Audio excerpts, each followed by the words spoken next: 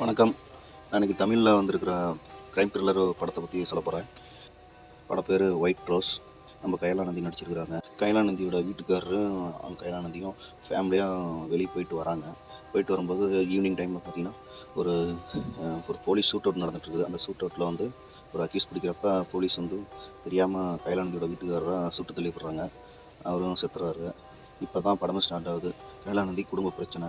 அவங்க வீட்டுக்காரர் நிறைய கடன் வாங்கி வச்சுருக்காப்புல. ரொம்ப டிஸ்டர்ப் ஆன கயலானந்தி பணத்துக்காக என்ன பண்ணுறதுன்னு ஃப்ரெண்டுக்கிட்ட சொல்கிறாங்க.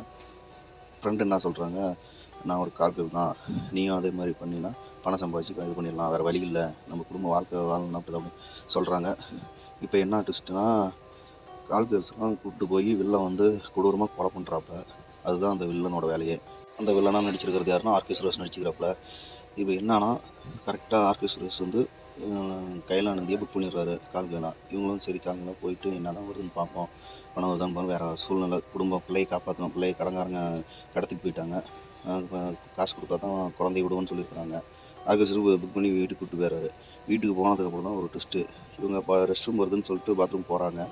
போய் பார்த்தா எதாச்சியாக அங்கே ஒரு பொண்ணோட விரல் கட்டாயி கிடக்குது கீழே அடியில். அது குமிஞ்சு பார்த்துட்டு இது எதுவும் கொலை பண்ணுறவனால இது அப்படின்னு கண்டுபிடிச்சிக்கிறாங்க.